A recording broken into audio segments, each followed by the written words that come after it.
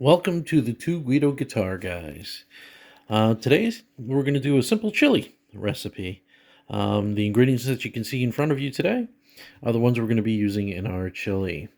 We have some beef here. This is about approximately 1 pound. Let's turn it the right way. Let's see if we can get here. 99. 1 pound of cab beef, fondue meat, stew beef, something like that can be used. And you'll see I'm going to chop that up a little bit and make it a little bit smaller as far as that's concerned. We find these at our Market 32, which is our local price chopper here where I live in upstate New York. Our sauce for our chili today will be made with Tuberosos tomatoes, crushed tomatoes with basil. It is a 28 ounce 1 pound can, 1 pound of meat, 1 pound of sauce. Tomato paste is always helpful. The reason I use tomato paste in and this is just a 6 ounce of Tuberosos tomato paste. Again, when I use the tomato paste to make it a little bit of a thicker chili instead of being like a watery chili. Obviously, some extra virgin olive oil. This is an organic blend of olive oil, but you can use any type of olive oil that you like. I use whatever olive oil I can get my hands on. My new bottle of olive oil basically came from Ollie's. And it was a nice little bottle of olive oil that has a very nice flavor to it as well. Now for beans.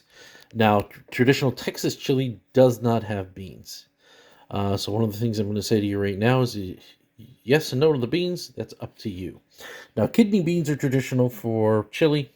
What I like to do, because I'm going to do two recipes today, I'm going to be doing a Spanish rice, rice and beans, which will be my next video that I will upload in probably about a half hour when I'm done with this video, or 45 minutes when I'm done with this video. I'll be uploading the next video as I'm filming that. I'm filming this right now. It's approximately 12:30 in the afternoon. What I'm going to use inside here is some small red beans, very similar to the kidney beans. They have a little bit nicer flavor, and they're not as big and as pungent as the kidney beans that I find. There's the Spanish side of it. And I find that these beans work very well in the chili because you get a nice piece of, nice mouthful of meat, and it doesn't get overpowered by the beans. Chili powder, traditional chili powder. Now, the brands that you use is up to use. Again, I'm going to go with, Market 32 is the place where we get our meat here, where I live, but any supermarket, any stewing beef, it doesn't matter, what type of beef you use. You can actually use ground meat. I like to use the beef because it gives it more of a traditional Texas like chili, where it's actually, little pieces of beef instead of being actually ground meat.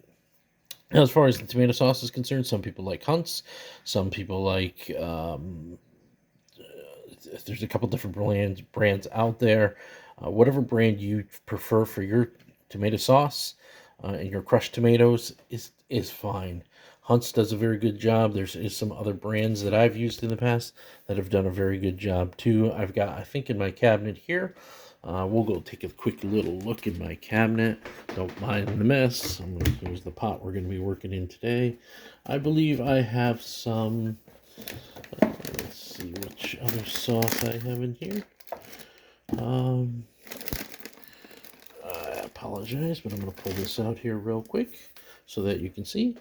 I have Fermanos. And let's see if we can get a... it doesn't want to really focus too much. Let me get out of this light here. Here we are. Chunky basil, garlic, and oregano on this one. And this is a 28 ounce, 1 pound, again, Ferman's Chunky crushed tomatoes, which I use as well. You can also use a generic tomato paste. Tomato paste is tomato paste. Again, I use a small 6 ounce variety. And I apologize if this thing is having a heck of a time focusing today. I'm not sure why, but that's okay. But a 6 ounce can of tomato paste. All right, so let's get started. Some of the stuff I've already done, so I wanted to just kind of go over that real quickly with you. Most of this stuff is easy to do, and I'm going to get right to the cooking part. So I'm going to pause this for a moment and come back. First thing is just a couple cloves of garlic, chopped up into um, little small squares. I don't want you to use a garlic press for it because you actually want the garlic to be in the chili. Onions, same things, cut up into small little pieces. Medium-sized onion, smaller to medium-sized onion is fine. We're going to use about half or 1/3 of this pepper for this one as well to go along with our 1 pound of meat. Now back to the ingredients again. Just regular chili powder. I like the McCormick chili powder. Any chili powder will do. I find that sometimes if you don't use like a McCormick or a good brand, you have to put a lot of extra chili powder in it. Some extra garlic powder because I do love my garlic, and I'm Italian, so it's going to get a little bit of extra garlic powder. A little bit of crushed red pepper.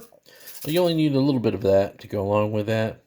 I find that to avoid doing like 9, 10, 15 different spices, a little bit of adobo. Maybe a tablespoon or so. I'm going to show you how I use it in there when I'm cooking. Works out really well. Uh, some dried chives, just for a little bit of color in there and a little bit of green into the chili. Regular salt and pepper, and my little salt and pepper shakers. And that's pretty much it for the ingredients. And if you look over here in the pot that I've started already, you've got a couple tablespoons of olive oil. You can see the garlic is minced in there already, and the onions. So what I'm going to do now is I'm going to put you on pause. I'm going to go ahead and chop up my peppers. When I come back, we'll be ready to continue with the chili. All right, we're back. And as you can see, I've chopped up a portion of the pepper. You can see how much of the pepper I've actually used for this recipe. And it's about 1/3, just a little less than a half, because I don't want it to overpower the meat or the onions or anything else. What I've done is I've cut them into little small squares, about 1/4 of an inch each, a little bit larger if you like. Now I'm using green pepper. You can use red pepper. You can use yellow pepper. You can actually put in some jalapenos. You can do whatever you'd like with your chili. It is your chili to make it the way you want it. This, again, is just a simple recipe, just kind of the basics to get you started with the chili. All right, so now what we're going to do is we're going to take this green pepper, and we're going to go ahead and store that away. And we're going to take this green pepper and we're going to get it into our pot. I'm going to move my pot over.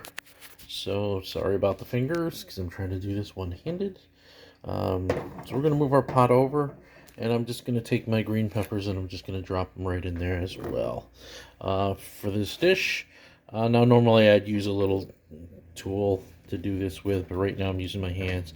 Make sure you wash your hands, make sure everything is nice and clean, your cutting boards are clean, everything is clean prior to you doing any kind of work like this or any kind of cooking.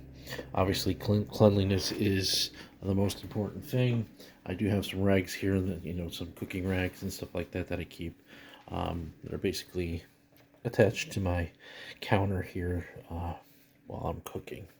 All right, so the next thing now is to go ahead and take care of the meat. So I'm going to go ahead and pause again. I'm going to clean off, I'm going to wipe down my cutting board with a little paper towel, with a wet paper towel. We don't want to do anything else more than that on there. And then when I come back, you're going to see what I'm going to do with the meat, how I'm going to chop it up. You'll see some of the meat the way it came from the package, and then the size that I'm going to chop it up to. It's going to probably be just about the size of the peppers. I'll be right back. All right, welcome back. Now, as far as the meat is concerned, this is generally the size that the meat comes. This size piece of meat, it basically is one of the stew beef pieces. They all come about approximately the same size. There are some that are a little larger, some that are a little smaller. And what you're going to want to do with these pieces is basically cut them in half and make them down into about half the size that they currently are. And these are going to get smaller when they're cooked, obviously, as the meat reduces itself. So I've done a bunch here. And any ones that you find, and I found one, and there is some other ones in here, as you can see, that have some fat along the sides of them. What you want to try to do is eliminate as much of the fat as you can. A little marbling is okay, because that'll disappear, but if there's a big, large piece of fat like this on it, cut that off. Because you don't want to have to run into that while you're eating eating your chili. I don't like it. I hate when I run into a piece of meat that's chewy and stuff like that. Hopefully this will come out, if it's done correctly, it'll come out nice and tender, and I won't have to worry about any chewing of any meat or any gristle or anything that's in there. One of the things I hate the most is when I'm eating, chili from someplace and I run into some gristle or a piece of hard fat or something like that when that's in the chili. It kind of grosses me out, and I completely stop eating. So, I mean, you're going to sacrifice a little bit of your meat there. I mean, some people will say, well, that's a perfectly good piece. You can throw it in there. If you render it correctly, that fat will be gone. That's fine. If you want to do that, that's fine. I'd rather sacrifice the meat a little bit and make sure that I'm getting nice lean pieces. Now, if you're using hamburger, you don't have to worry about that. But again, with the hamburger, I would recommend maybe a little higher consistency of meat to fat ratio. Traditionally, an 80-20 meat is a good meat to use. However, what I would suggest is maybe using an 85 or a 90-10 meat. Again, you're going to have some olive oil. You're going to have stuff like that in there to give you that fat content. My mother still, to this day, still uses like a grease or a lard, a Crisco. You can use that as well instead of an olive oil or a vegetable oil if you'd like. All right, so let me go ahead and get the rest of this meat chopped up, and then we'll start with the actual cooking and adding the ingredients. See you in a minute. Welcome back again. Meat is all chopped up. I did leave a few of the pieces a little bit larger than the others, but mostly about a 1/4 inch size, about the same size as you did the peppers. Now everything is in this bowl now. As far as our organic material is concerned, we have the onions, the garlic, the red or green peppers. Now what we're going to do is we're going to add the chives, and then we're going to add a little bit of seasoning. I'm going to show you the seasoning that I'm going to add in just a second. But first I'm going to put you on pause, grab a couple of utensils. All right, I'm back now. As you can see, what I've done is I've grabbed a metal spoon. And what I'm going to do is I'm just going to go ahead and I'm going to stir this up a little bit so that everything gets mixed together. So I'm going to put you down for just a second, and then I'll pick you right back up once I have it all stirred, because I can't do this with one hand. Actually, let me see if I can do this. Let's set this up a little bit here. Can I set this up like this? No, that's not going to be helpful. I wish I could set this up so that you could see into what I'm doing here, but I can't. So, well, let me try something. I'm gonna try something. Bear with me for just 1 second. I'm giving you a shot of my house instead of doing what I'm supposed to do here. Alright, let's see if this will work. This may work, and I'm going to move you over to this side because we're going to be using the large burner on my stove for doing this, and I think this may work. I think we'll be able to see into the pot, and we'll be able to complete this dish without having too many issues. Alright, so it's a little bit off, so let me see if I can get a little bit better shot here. If I do like this, and I get a little bit better shot. See, I'm just playing with my phone, seeing if I can get a little bit better shot for you. I think that works out pretty well. I'm going to leave this just about here. And what I'm going to do is I'll tilt this way a little bit, just so that you can see what I'm doing. And all I'm doing right now is mixing the onions, the garlic, the peppers, and the olive oil together, so that they're all mixed together as a group here. And the smell is just unbelievable. The smell, and you can see what it looks like currently. Now, what I'm going to do at this point Again, you can use a wooden spoon. You can do what you want with yours. But I'm going to start off with a little bit of salt. The way I do my salt, you can do either a soup salt, which is about that amount of salt, a quarter teaspoon, half a teaspoon, and just put that on top. You can do it like that, okay? Same thing with the black pepper. You're going to do just about that much of the black pepper as well. Again, just filling up that little crease in your hand. I believe it's called a soup salt or something like that. I don't know. I'm not a cook. I'm not a chef. But again, just that. Make sure you get it around in there. All right. We're going to mix this up again in a second. The next ingredient we're going to add is the chives. These are just cut chives. As you can see, they're just some cut chives. Cheap little bottle from your local dollar store. And what I'm going to do with these is I'm going to put them in here so that they're covering just a little bit. You're just adding a few extra chives, a little bit of an extra green color to the mixture. Maybe a tablespoon, tablespoon and a half to get in there is absolutely fine. All right, so the next thing is going to be the adobo.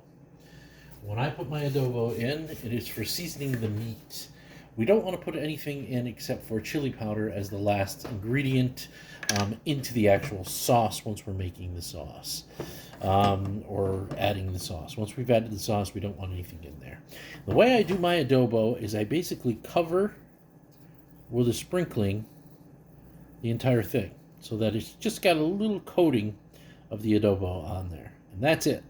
That's all the adobo I will use. Now that's about a tablespoon or a teaspoon of adobo. I will do the same thing with the garlic powder. With the garlic powder, I will do the same exact thing. Again, we're just going to cover just a little bit with the garlic powder, maybe a little heavier because this is a cheap garlic powder. That's it for that. Your crushed red pepper, you can put it in now or you can put it in a little bit later. And what I'm going to do with the crushed red pepper, again, I'm going to do the same thing that I did with the salt and the pepper, is I am only going to put in a soup salt of crushed red pepper. Reason I'm doing that is because if I make the chili too hot, my wife can't eat it. And this gives you just enough heat to give you a little better taste without making it explode. By all means, you can add a lot more crushed red pepper. You can add jalapenos. You can have other things. One of the things that I do keep in my house really handy for when I do my Asian works, and hopefully you can still hear me because I am talking behind your back here. And what I was saying is that something that I keep into my cabinet on a long time basis is a nice paste, chili paste, symbolic from when I do my drunken noodles. And if you watch my drunken noodle recipe, you'll know that I've used a little bit of that. It puts a lot of heat into your food. Now the only thing left is to start the cooking process. I am going to caveat and say this. One of the things I do want to say is for your meat and for your flavor profile, depending on what you like. Now, in some cases, what I would do is I'd add the Spanish picadito or sofrito to this, or I might add a package of sazon, which I keep handy here in my cabinet. And the sazon I use is the Goya sazon. I'll get a little picture of this. All right. I'll use some of that in there just to flavor the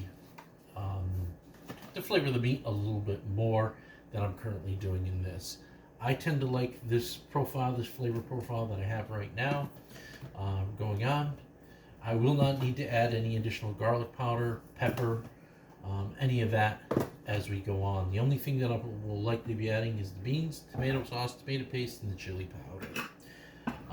So I think I've talked enough about how it's done. Let's just get this thing starting to cook. Get it on high heat.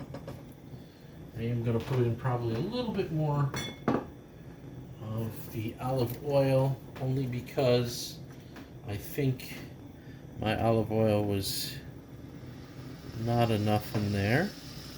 As you can see, another couple tablespoons of olive oil on top. Won't do any harm. Now you're going to hear that start to sizzle and fry. And again, what you're going to be doing while that's sizzling and frying is just moving it around. All we're trying to do is get some flavor into the meat, stir it up good.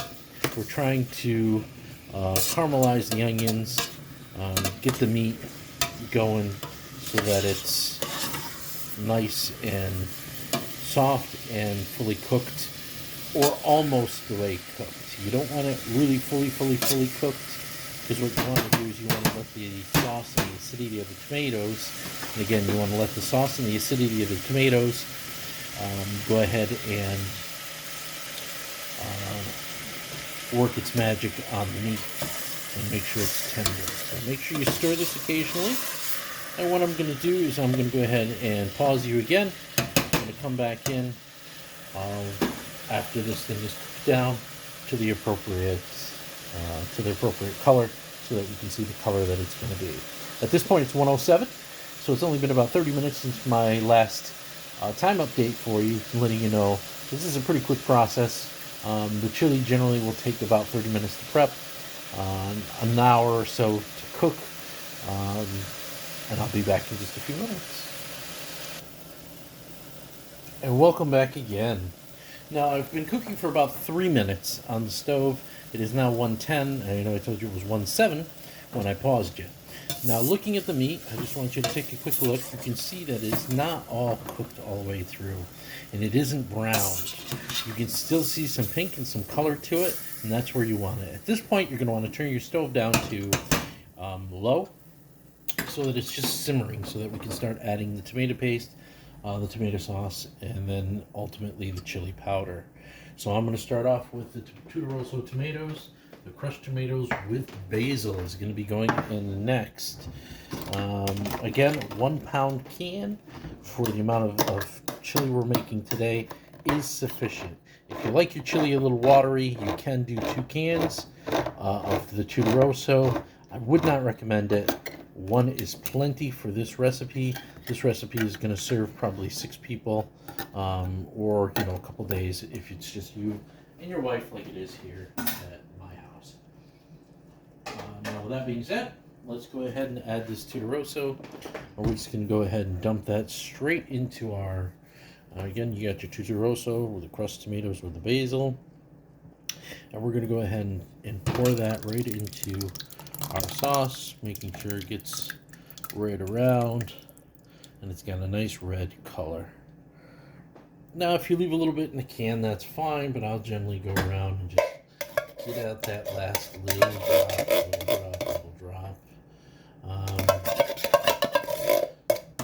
like to do that. And that's that for the Tutoroso.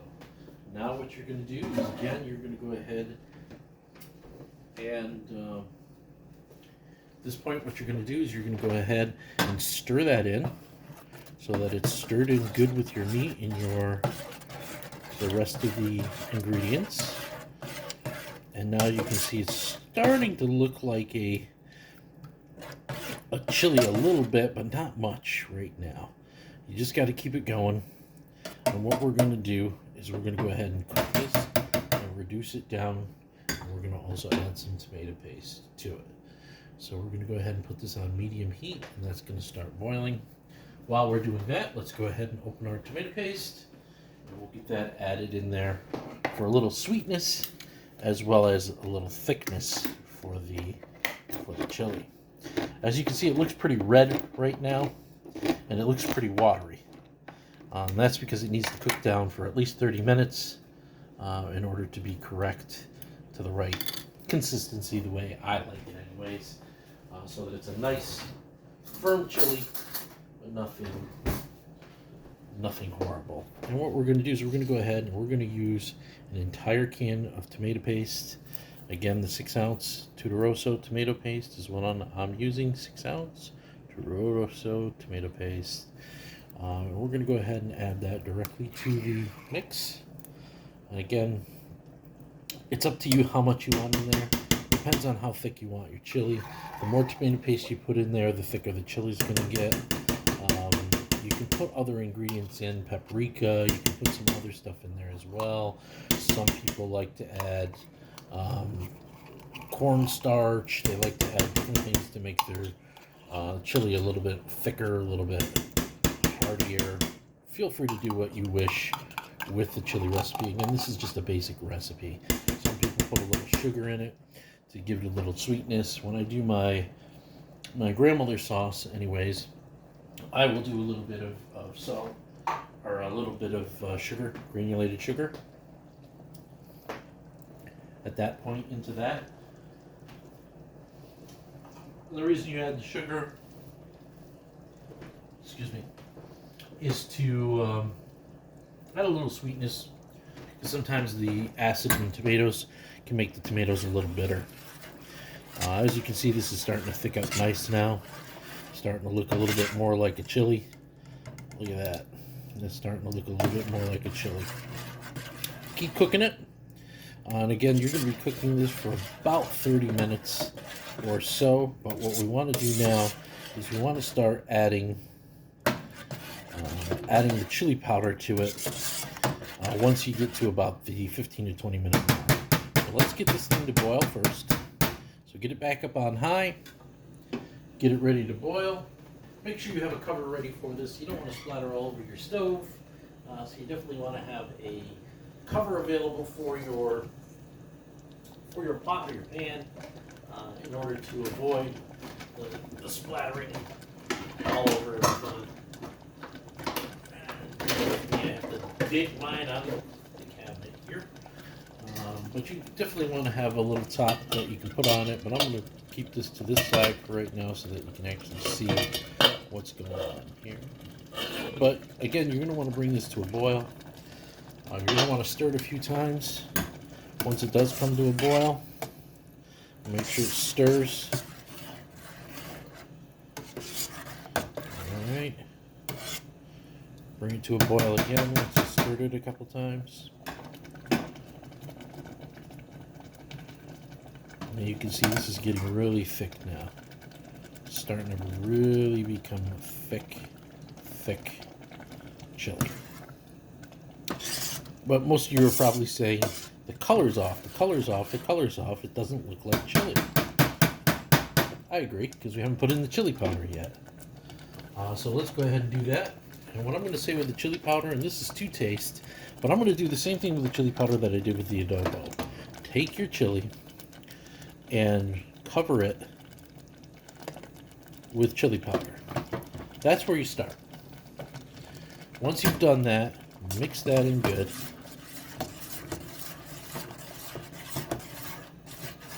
So you're mixing in that chili powder.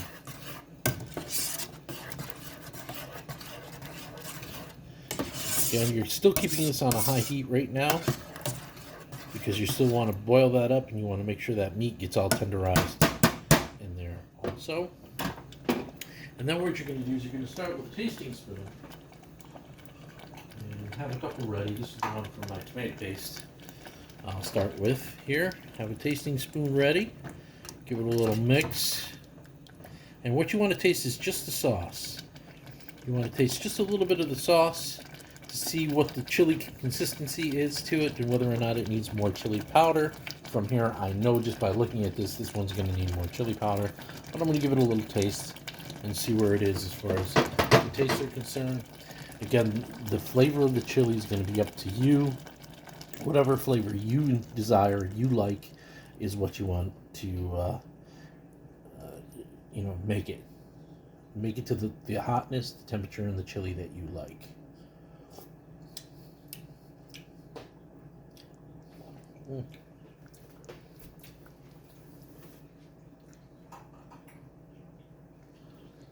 Flavor is there, but it definitely needs more chili powder.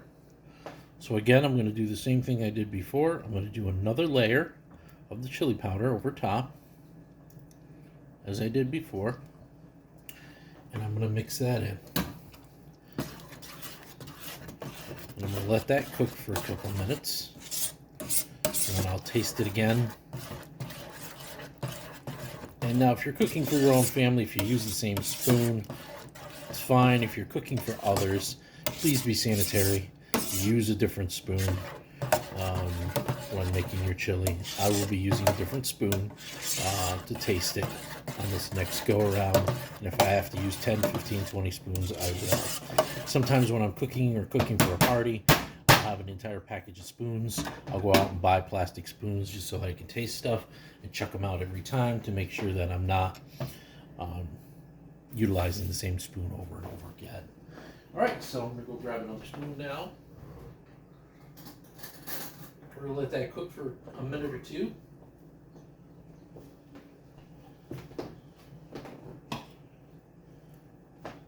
Again, stir it up a little bit. Take just the sauce, because you just want to check the sauce to make sure that the sauce has the correct ingredients in it. If you get a little, there was a little bit of garlic in there. If you get a little bit of garlic or something in there, you can throw it back in or eat it. It doesn't matter. So let me try this one and see how this comes out. See what this tastes like.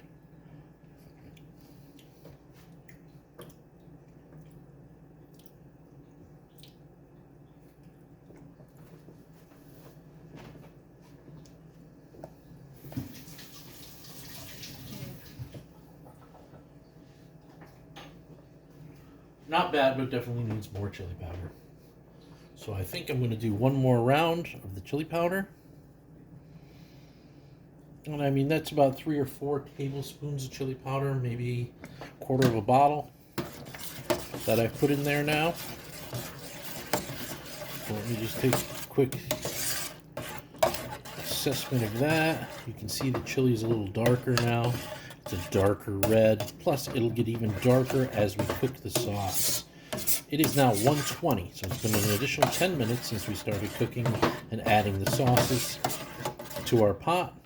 So what I'm going to do now is I'm going to take a final taste test on that. So let me go grab another spoon. And again, stir it up a little bit. Take your spoon. Obviously blow on it a little bit to make it cool.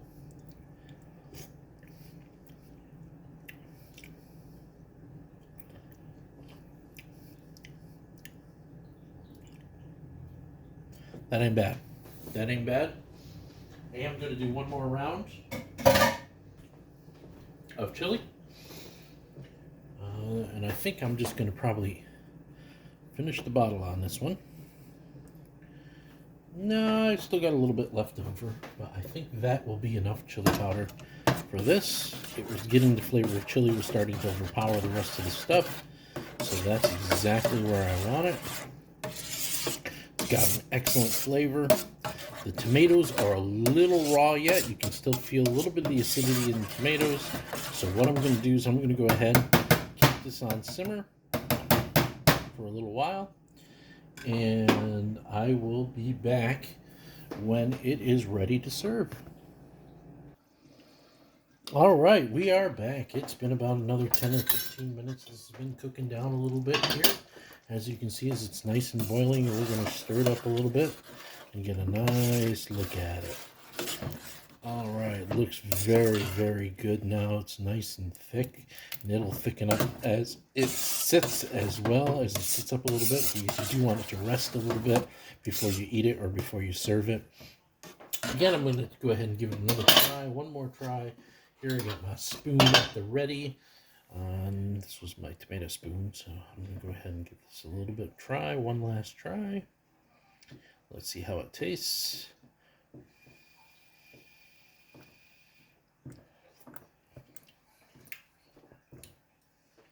Delicious. That is absolutely fabulous. Now what we're going to do is we are going to add the beans. And we're going to just go ahead and add the small red beans, as I said earlier from the intro, the small red beans. These are Goya, because I'm going to use half of the can for the chili, and half the can is going to go into my rice, which is going to be the next recipe that I'm going to go ahead and upload.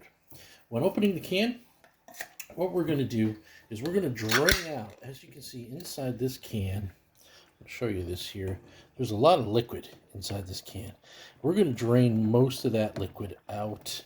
I'm trying to do this and cook at the same time, but we're going to drain most of that liquid out. We're just going for the beans and maybe a little bit of the juice that's there with it. So go ahead and pull back your lid. Drain your beans out as best you can. They don't have to be perfectly dry. You want a little bit of that juice that's in there. Just a little bit.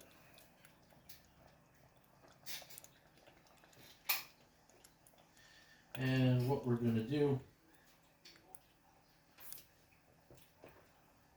we're going to use our same spoon here. We're going to put about 2 full spoons, which will be about half a can of these beans into here. We're going to leave about a half a can of the beans in there. And that's all the beans I'm going to put into my chili. The rest of these beans are going to go into my rice dish, which we're going to do a little bit later today. So let's go ahead and stir the beans in. Now the beans have been stirred in. When you pull up a cup, you're going to have some beans. You're going to have some stuff in there. Excellent, excellent, excellent, excellent. Making sure it goes back on low. You're going to cook that for another 10 minutes. And it is done. So you can serve it again with a little bit of chives on top. A little bit of whatever you like as far as your tastes are concerned. And you can go ahead and serve that to your family once it's done. A little slice of bread. What I'm going to tell you is a little secret that I learned a long time ago for kids.